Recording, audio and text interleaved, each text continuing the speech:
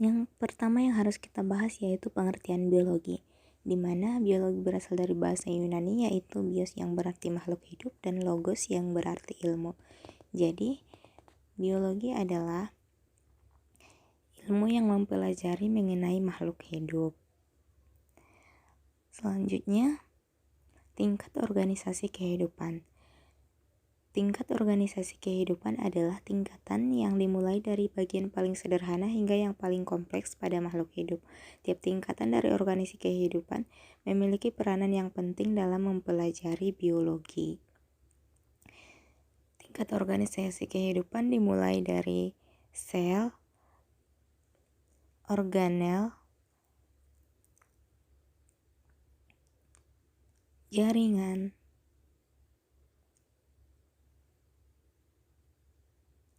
organ, sistem organ,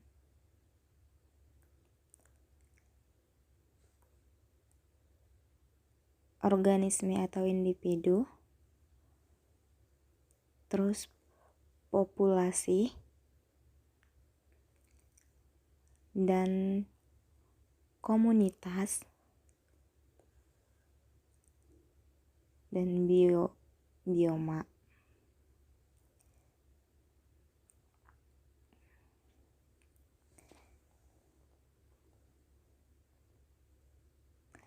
Tingkat organisasi kehidupan yang dimulai dari sel yaitu unit struktural dan fungsional terkecil makhluk hidup. Jaringan yaitu sekumpulan sel-sel yang memiliki struktur dan fungsi yang sama atau jaringan epitel, jaringan ikat, jaringan penyokong, jaringan otot, jaringan saraf. Organ adalah sekumpulan jaringan yang memegang fungsi tertentu dalam tubuh makhluk hidup, contohnya yaitu jantung, lambung, hati, dan lain-lain.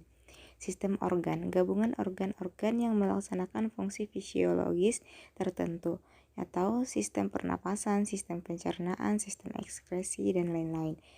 Terus organisme, individu ataupun spesies yang dapat diidentifikasi atau seekor rusa dan seekor semut. Populasi yaitu sekumpulan individu dari satu spesies yang hidup dan berinteraksi di wilayah tertentu atau kawasan rusa di padang rumput dan sekumpulan semut di batang pohon.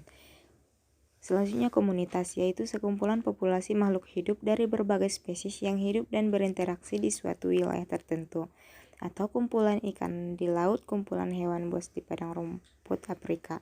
Ekosistem, sekumpulan faktor biotik atau makhluk hidup dan abiotik atau unsur tidak hidup yang hidup saling berdampingan.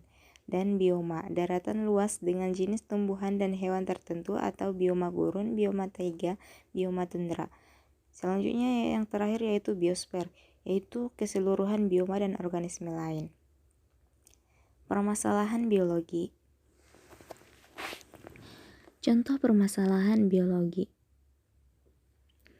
1. Tingkatan molekul, yaitu kelainan dalam proses pembentukan hemoglobin. 2. Tingkat sel, sel darah merah abnormal berbentuk bulat sabit atau siklemia. Yang ketiga, tingkat jaringan, kelainan osteoporosis pada tulang, terjadi pengapuran sehingga tulang rapuh. Yang keempat, tingkat organ, yaitu kelainan pada organ mata sehingga penglihatan tidak normal. Yang kelima, tingkat sistem organ, yaitu gangguan sistem pernapasan akibat infeksi virus COVID mengakibatkan asfiksi. Selanjutnya yaitu yang keenam, tingkat organisme, yaitu tubuh seseorang melemah karena tubuhnya terinfeksi virus COVID. Yang ketujuh, tingkat populasi, yaitu penyebaran virus COVID dari satu ke orang lainnya. Yang kedelapan, tingkat komunitas, dampak penangkapan burung secara liar terhadap keberlangsungan hidup populasi lain dalam suatu rantai makanan. Yang kesembilan, tingkat ekosistem, yaitu penggundulan hutan untuk membuka lahan pertanian mengancam habitat satwa liar. Yang ke-10 yaitu tingkat bioma, yaitu mencarinya es di kutub mengancam kelangsungan hidup vegetasi dan satwa bioma tundra. Yang selanjutnya yaitu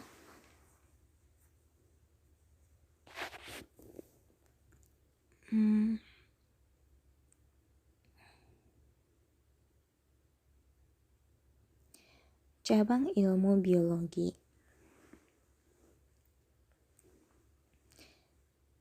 Di mana di sini kita akan membahas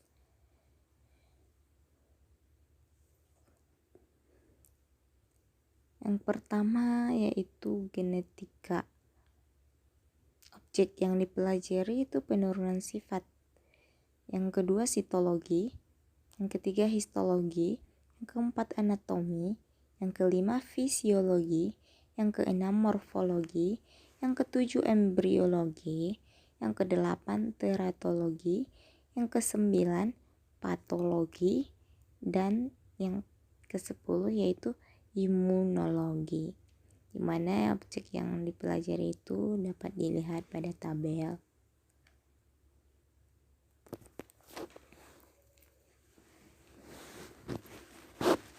Yang ke-10, 11 itu virologi, yang ke-12 mikrobiologi, yang ke-13 botani, yang ke-14 zoologi, yang ke-15 ekologi, yang ke-16 bakteriologi, yang ke-17 entomologi, yang ke-18 evolusi, yang ke-19 yaitu ornitologi, dan yang ke-20 yaitu taksonomi.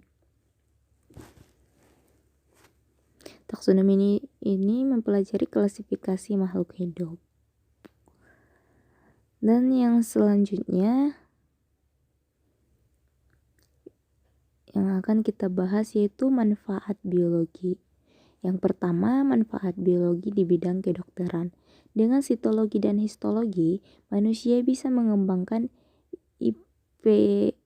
IVF atau bayi tabung dan teknik transplantasi organ.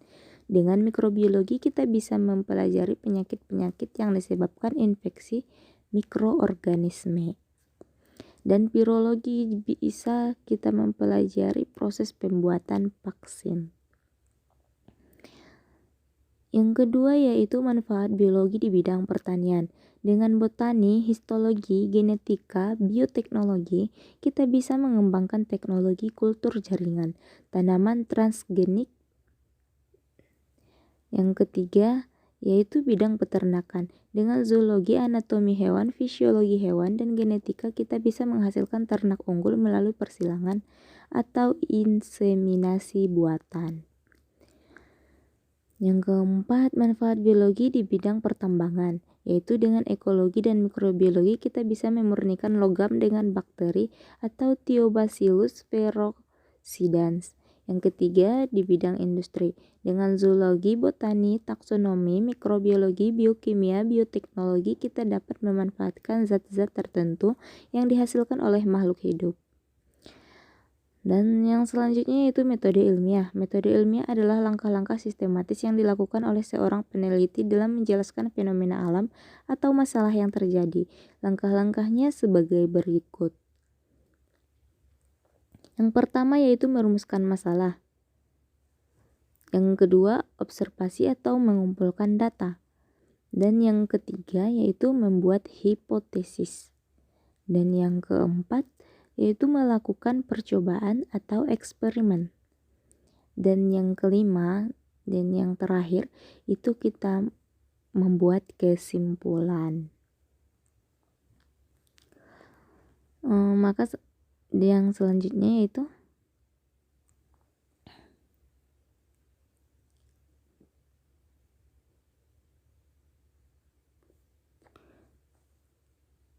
di metode ilmiah, dalam perumusan masalah perlu diperhatikan hubungan antara variabel-variabel penelitian, yaitu satu, variabel bebas. Variabel bebas adalah variabel yang sengaja diubah-ubah untuk melihat pengaruhnya terhadap hasil percobaan.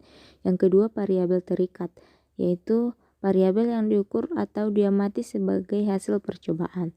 Yang ketiga, variabel kontrol adalah variabel yang dibuat konstan atau disamakan.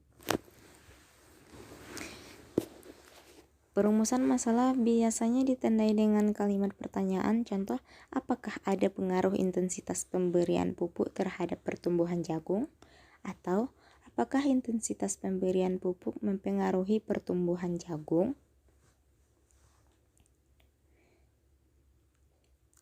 Di sini di semuanya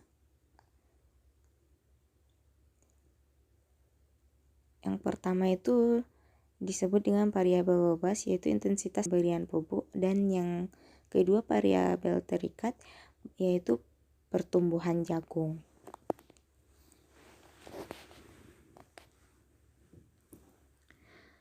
Contoh soal yaitu perhatikan catatan hasil eksperimen berikut ini. Bisa sama-sama kita lihat di dalam tabel.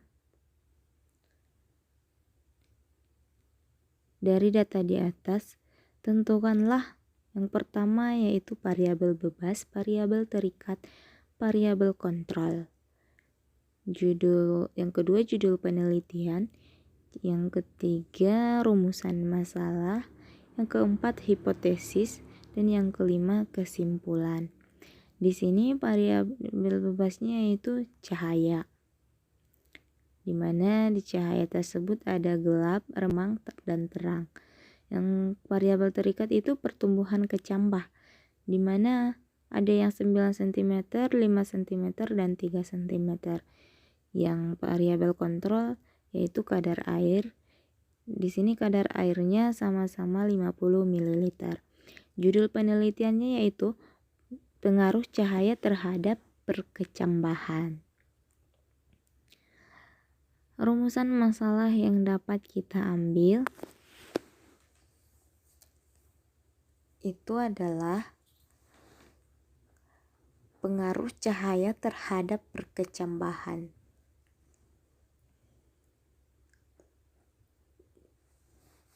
Dan yang hipotesis yang bisa kita buat di sini, tidak ada pengaruh cahaya terhadap perkecambahan. Hari 1 ada pengaruh cahaya terhadap perkecambahan. Dan kesimpulannya bisa kita buat yaitu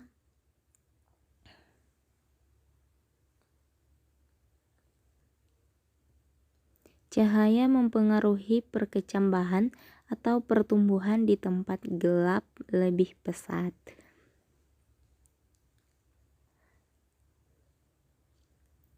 Selanjutnya keselamatan kerja di laboratorium. Di sini yang akan dibahas yang pertama, memakai baju khusus praktikum atau baju lab saat berada di laboratorium. Yang kedua, tidak akan minum dan merokok dalam laboratorium. Yang ketiga, kenakan penutup hidung dan mulut, kacamata dan sarung tangan saat mengambil zat-zat kimia yang mulai menguap dan berbahaya. Yang keempat, wanita dan pria yang memiliki rambut panjang harus diikat. Rambut panjang yang tidak terikat dapat menyebabkan kecelakaan karena dapat tersangkut pada alat yang berputar.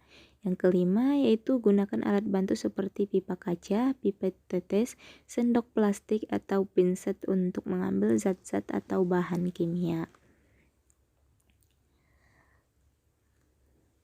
Yang selanjutnya yaitu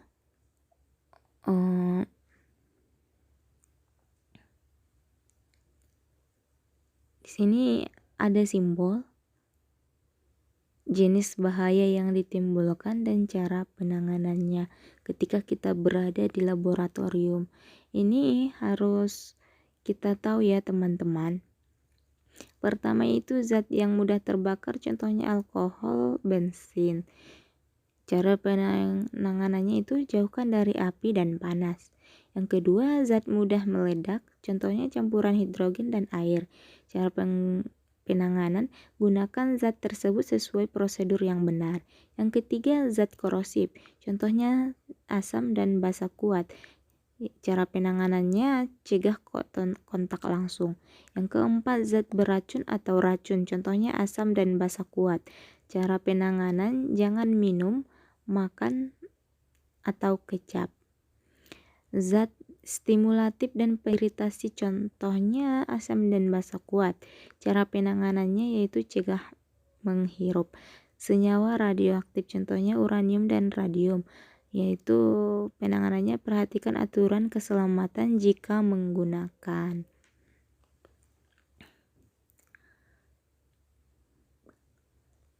Selanjutnya,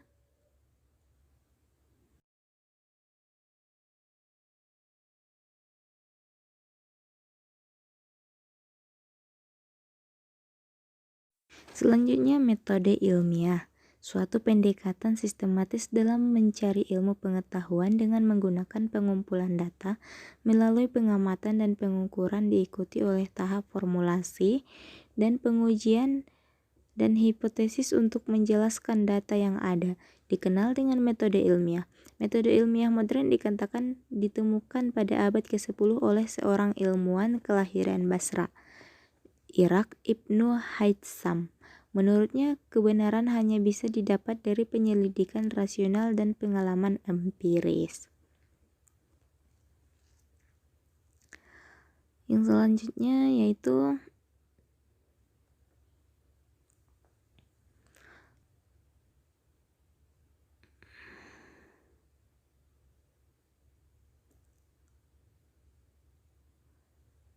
credits.